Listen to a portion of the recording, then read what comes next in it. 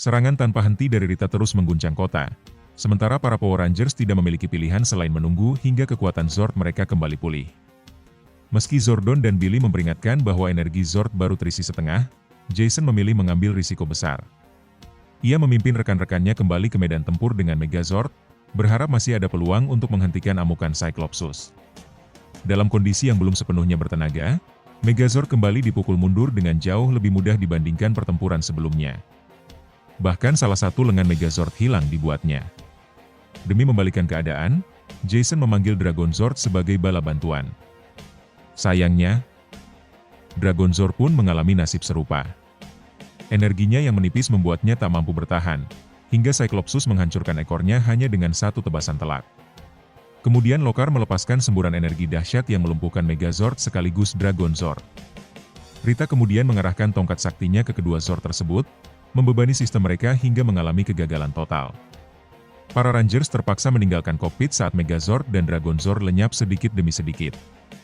Di tengah kekhawatiran, kenyataannya justru berbeda.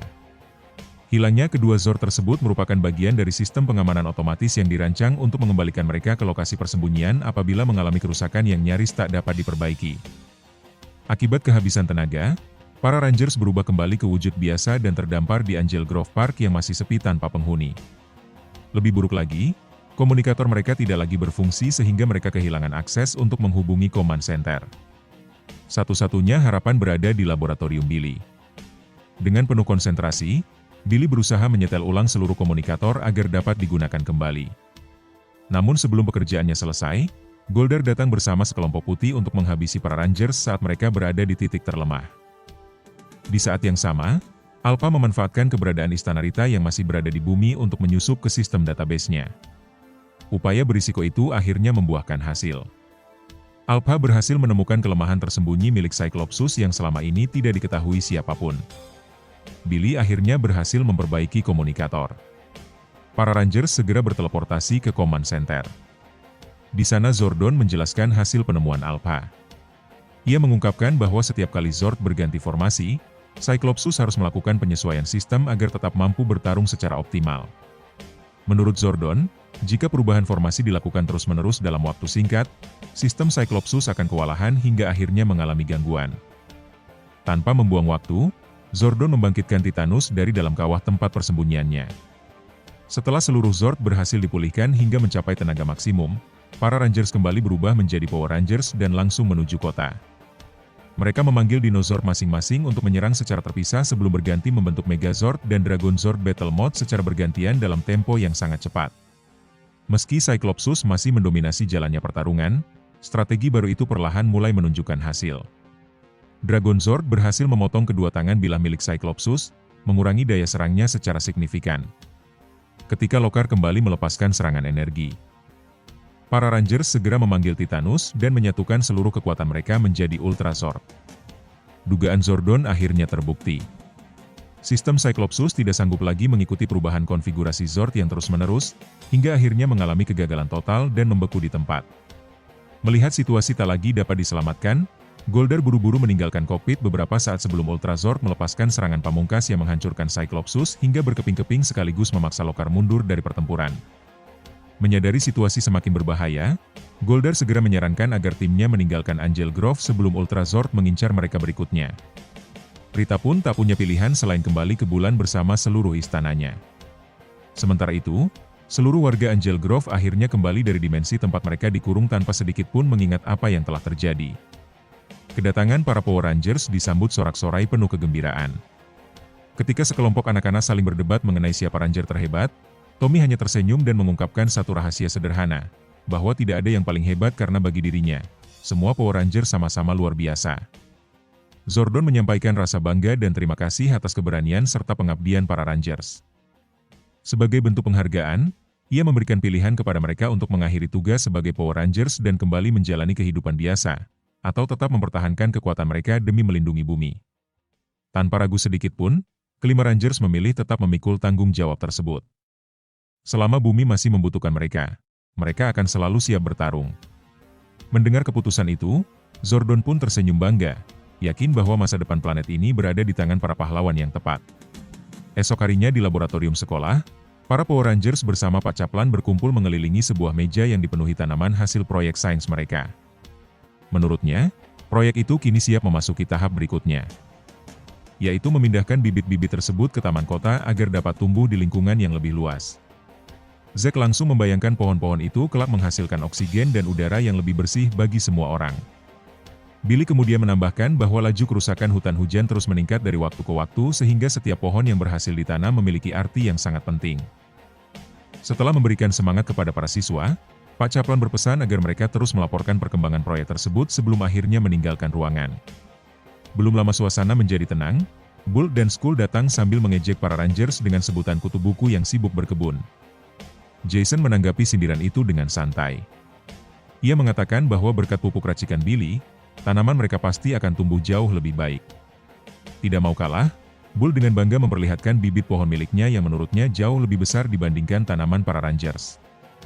Skull ikut menyombongkan diri sambil menunjuk pohon-pohon tersebut. Namun, Kimberly segera menghampiri dan membaca label yang masih menempel pada pot itu. Ternyata pohon yang mereka banggakan hanyalah pohon plastik yang dijual di online shop. Mendengar itu, teman-temannya langsung tertawa. Dari Istana Bulan, Rita Repulsa mengamati seluruh kejadian melalui sihirnya. Menyadari para Rangers sedang berusaha menghijaukan kota, Rita justru melihatnya sebagai kesempatan untuk melancarkan rencana jahat. Atas usulan Goldar, ia mengirim skuad ke bumi untuk menanam benih makhluk mengerikan bernama Octoplant. Para Rangers tiba di taman kota sambil membawa peralatan berkebun serta bibit pohon mereka. Jason menentukan lokasi penanaman, sementara Billy menjelaskan bahwa pupuk khusus buatannya akan mempercepat proses pertumbuhan tanaman. Trini tampak kagum mendengar penjelasan itu. Kimberly kemudian memilih area terbaik untuk mulai bekerja. Mereka pun terbagi menjadi dua kelompok. Jason, Billy, dan Kimberly menggali lubang serta menanam bibit mereka dengan hati-hati. Sedangkan Zack dan Trini bekerja di sisi lain sambil sesekali bercanda melempar tanah satu sama lain kayak bucin TikTok. Setelah semua bibit selesai ditanam, Billy menyiram tanaman dan menambahkan pupuk sebelum mereka pergi mengambil air lagi. Kesempatan itu diam-diam dimanfaatkan Bull dan Skull yang berniat mencuri pohon-pohon tersebut agar terlihat sebagai hasil kerja mereka sendiri. Skuad berhasil menyelinap dan menanam benih Octoplant di lokasi yang sama. Upaya Bull dan Skull yang tanpa sengaja mengganggunya justru membuat mereka ketakutan setengah mati ketika melihat makhluk aneh tersebut. Saat para Rangers hampir berhasil menangkap skuad, sekelompok putih patrol tiba-tiba muncul untuk menghalangi mereka dan memberikan kesempatan bagi skuad melarikan diri. Merasa ada sesuatu yang tidak beres, para Rangers segera menuju Command Center untuk meminta penjelasan kepada Zordon dan Alpha. Melalui viewing globe, mereka menyaksikan serangkaian gempa misterius mulai mengguncang berbagai sudut Angel Grove. Kimberly menduga Rita kembali mengamuk seperti biasanya.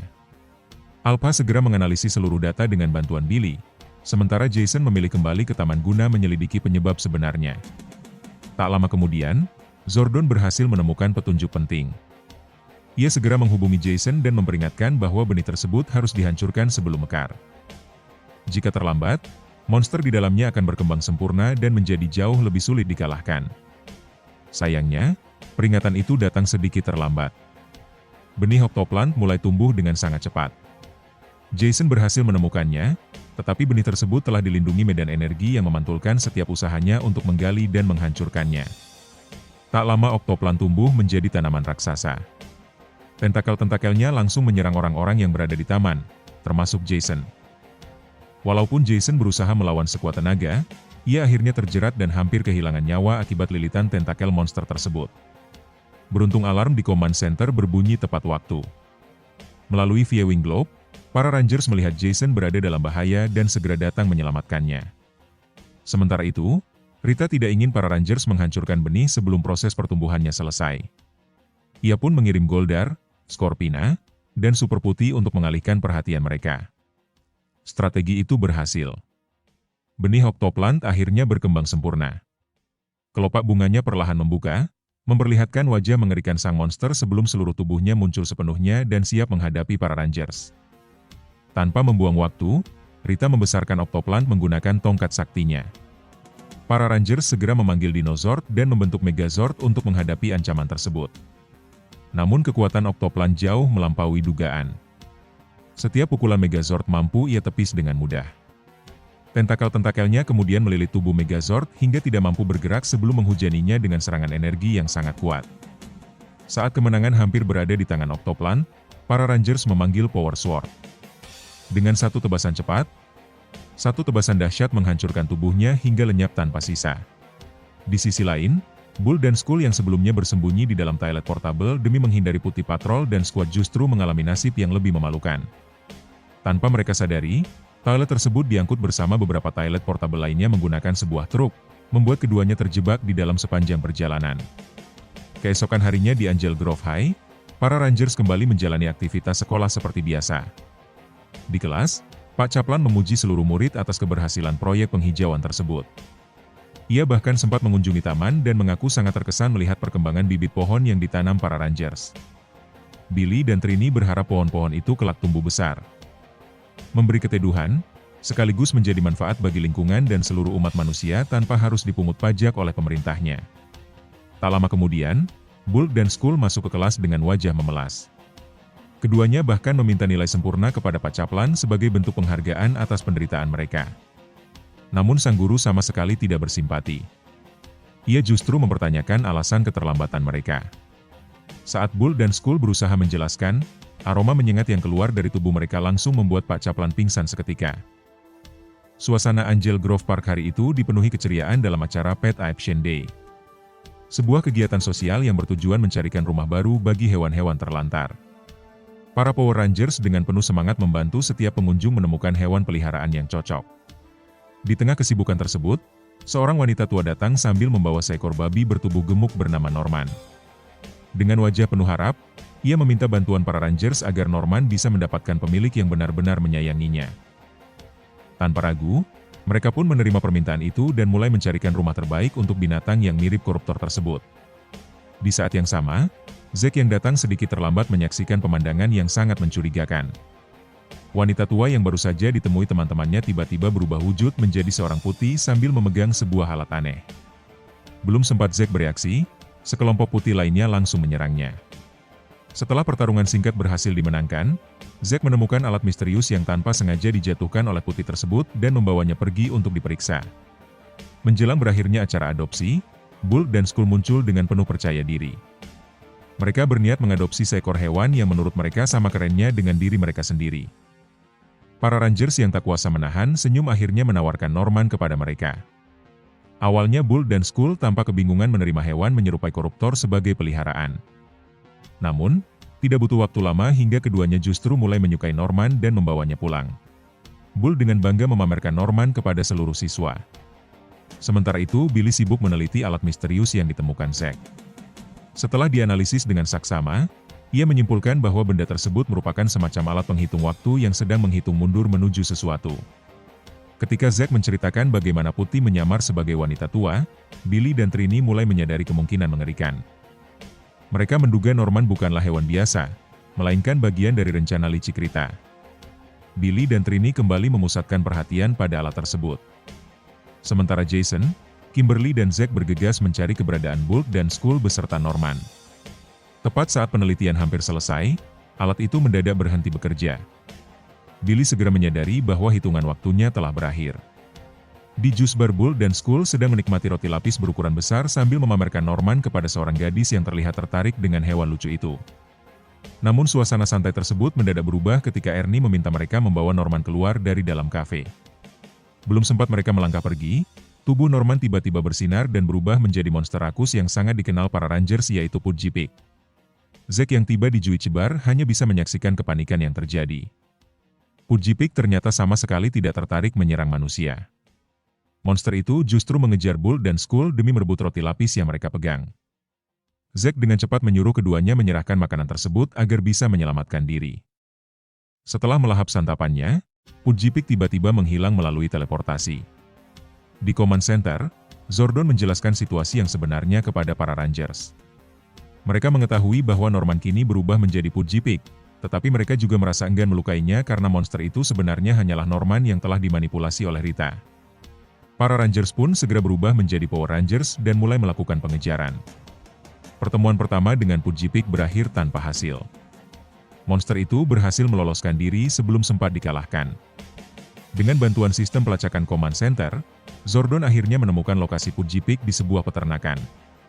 Para Rangers segera diteleportasi ke sana, siap menghadapi pertarungan berikutnya. Alih-alih mengamuk atau menyerang, Pudjipik terlihat sedang berusaha menarik perhatian seekor betina yang berada di peternakan tersebut. Monster itu tampak bertingkah laku layaknya hewan biasa yang sedang bucin. Melihat pemandangan itu, para Rangers mulai menyadari bahwa Norman masih memiliki kepribadian aslinya meski telah berubah menjadi monster. Jika benar demikian, berarti Norman sama sekali tidak berbahaya dan hanya menjadi korban sihir Rita. Momen mengharukan itu tidak berlangsung lama. Zordon segera menghubungi para Rangers dengan kabar yang jauh lebih serius. Ternyata seluruh kejadian bersama Pudjipik hanyalah pengalihan perhatian. Rita sengaja memancing para Rangers keluar dari Angel Grove agar Goldar dapat dibesarkan dan menghancurkan kota tanpa perlawanan. Menyadari jebakan tersebut, para Rangers segera kembali ke Angel Grove. Sesampainya di sana, mereka langsung disambut pasukan putih yang dipimpin oleh Scorpina. Setelah berhasil menyingkirkan para musuh, mereka memanggil Megazord untuk menghadapi Goldar yang kini berukuran raksasa. Pertarungan sengit pun tak terhindarkan. Meski Goldar memberikan perlawanan yang luar biasa, Megazord akhirnya berhasil menguasai jalannya pertempuran. Sayangnya, tepat sebelum Power Sword mengakhiri pertarungan, Goldar berhasil melarikan diri dan lolos dari kehancuran. Sementara itu, Billy kembali ke peternakan dan memodifikasi alat penghitung waktu yang sebelumnya ditemukan Zack. Setelah berhasil mengubah rangkaiannya, alat tersebut mampu membalikan efek sihir Rita. Tubuh Pudjipik perlahan kembali berubah menjadi Norman seperti semula. Kini Norman akhirnya bisa hidup tenang bersama betina yang berhasil mencuri hatinya. Keesokan harinya di sekolah, Trini menyampaikan kabar bahagia kepada teman-temannya. Pemilik peternakan tempat Norman ditemukan memutuskan untuk mengadopsinya secara permanen sehingga Norman akhirnya memperoleh rumah yang selama ini ia impikan. Tidak lama kemudian, Pak Kaplan memasuki kelas sambil membawa seekor hewan yang mirip koruptor sebagai bagian dari materi pembelajaran hari itu. Baru saja melihat hewan tersebut, Bull dan Skull langsung panik luar biasa. Mereka berlari ke sudut ruangan sambil gemetar ketakutan, mengira hewan itu akan berubah menjadi monster lagi. Tingkah konyol mereka pun langsung mengundang gelak tawa seluruh isi kelas. Sekian episode kali ini, sampai jumpa di episode selanjutnya.